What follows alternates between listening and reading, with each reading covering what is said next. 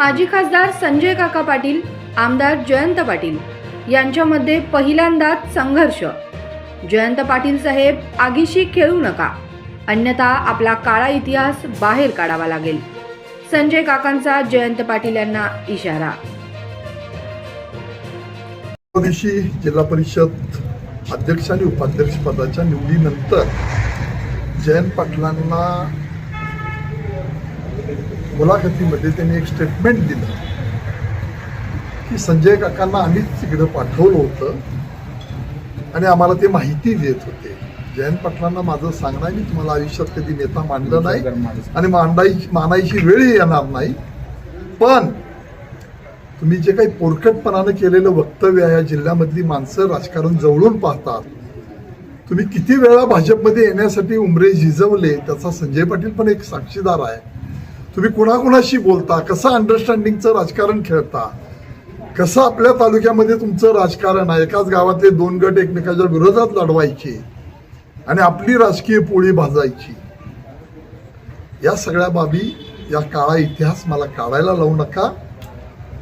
तुम्ही तुमच्या इथनं 2 माणसं संजय पाटील 4 माणसं बरोबर घेऊन माणसं घेऊन आला, त्याचा राग म्हणून तुम्ही माझ्याशी भांडायला पाहिजे होतं, पण काहीतरी कुचकर नासकर राजकारण करण्याची भूमिका तुम्ही दाखवलेली आहे. याच्या पुढे हे थांबलं नाही तर मला क्रमशः मग सगळ्या गोष्टी काढाव्या लागतील, एवढाच तुम्हाला माझा इशारा आहे. पहिल्यापासून मी सांगत होतो, जिल्हा परिषदची इलेक्शन झाल्यानंतर अजितदादांची दुर्दैवी दरम्यान, जिल्हा परिषद इलेक्शनच्या दरम्यान अजितदादांचा दुर्दैवी विमान अपघातात मृत्यू झाला. त्यानंतर निकाल लागले आणि मग अशा पद्धतीनं मी मागणी केली की आमच्या नेत्यांना एक आदरांजली ठरेल आणि आम्हाला तुम्ही या सगळ्या दृष्टिकोनातून अध्यक्षपद द्या, ती मागणी केली. पण आदल्या दिवशी ती चर्चा झाली. त्यांनी सांगितलं की देऊ शकत नाही, आता पुढं बघू. त्याच्यानंतर एका मोठ्या नेत्यानं तिथं सांगितलं की साहेब, आपण हे डिक्लेअर करू की 1.25 वर्षानंतर बदल करायचे. त्याच्या आधी एकदा बसलो, त्यावेळेला 2.5 वर्षाची मागणी होती त्यांची.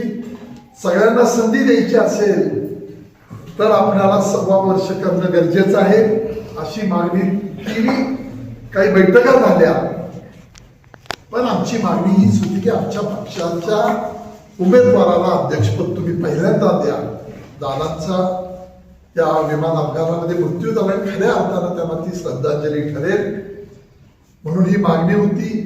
त्या दिवशी आमच्या बैठक झाली आणि काही घडामोडी, आज मी त्या बोलू इच्छित नाही, पण काही घडामोडी मला तिथं समजल्यानंतर मी सरळ, आम्ही माणसं सगळी बसलो होतो, सगळे नेते होतो, तिथं मी ती विचारणा केली आणि मग मी ठरवलं की अशा विश्वासघातकी माणसांच्या बरोबर राहण्यापेक्षा आपल्या पक्षाच्या नेत्या सुनेत्रा वहिनींचे फोन आले, पवारांचे फोन आले, मुख्यमंत्री महोदयांनी सांगितलं की आपण सगळे मिळून करूया.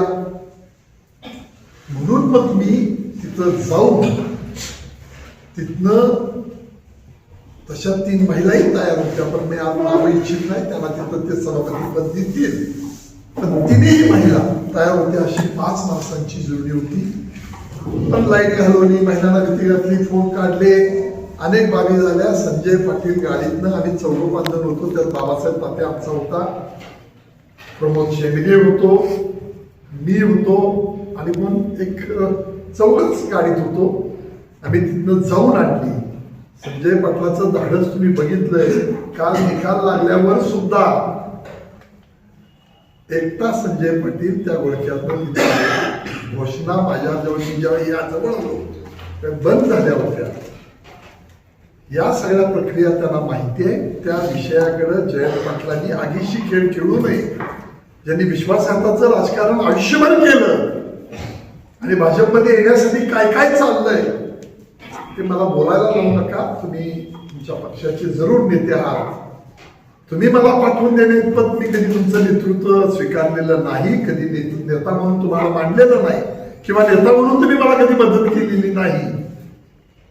त्यामुळं या सगळ्या प्रक्रियेमधून तुम्ही जे काही बालिशपणाचं पोरकटपणाचं वक्तव्य केलं आणि कुठंतरी पार्टीमध्ये संभ्रमावस्था असावी अशा पद्धतीची चाल खेळली, ती परत खेळू नका या निमित्तानं त्यांना माझा इशारा आहे.